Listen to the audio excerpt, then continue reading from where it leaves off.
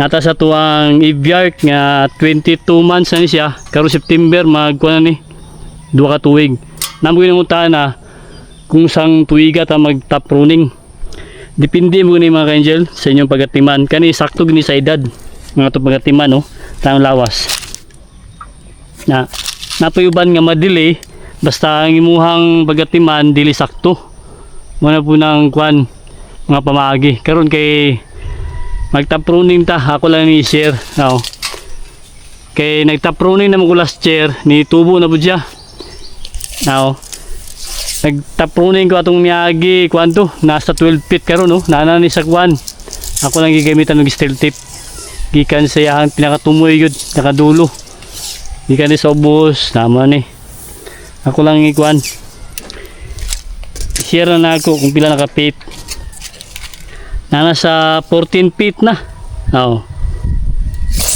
14 feet mga ka-angel. Gikan sa pinakatumoy.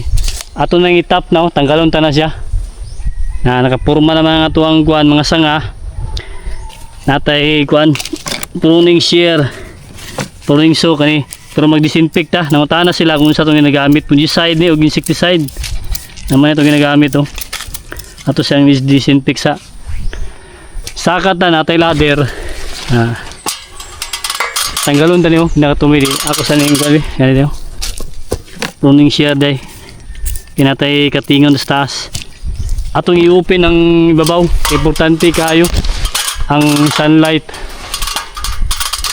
Saka ito kay para dali mo bunga ni. Ato ni siyang gituyo guan top pruning katong last year. Dara oh. Tanyo na no. Dito na po siya ni tubo na po.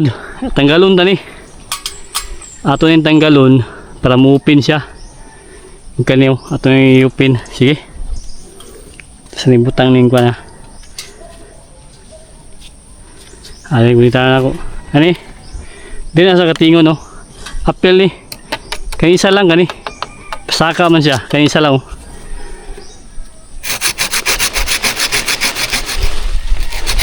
Niya ako pinturahan og kuan niya. Insecticide o fungicide o ng latex nga pintura para di magapunggos. Ano lang. Ano ang magta pruning? Oh, hayag na siya oh.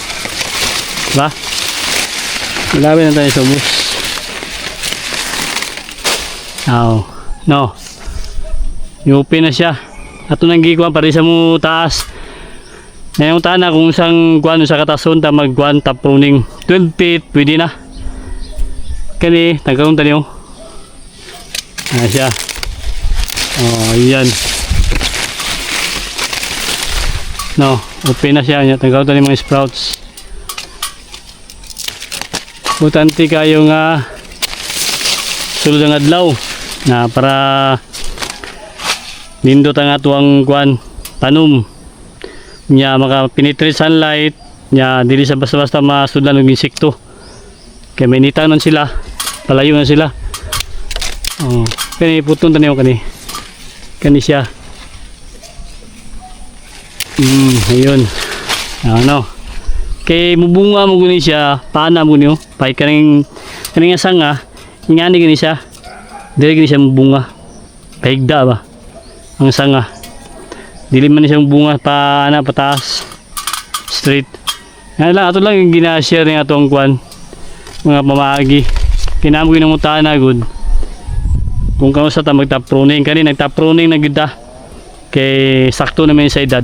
Last year ako ni sa gi-top pruning karon ni tubo na po niya hang sanga. Ako na po sa sigundahan. Importante nga open ang tunga para ang adlaw sulod gyud na nindot man ni sa tanom kaning sunlight para tibay atong mga sanga-sanga dali sa bunga, dali sa mudagko mga tuwang tanom. Importante king sunlight. Okay?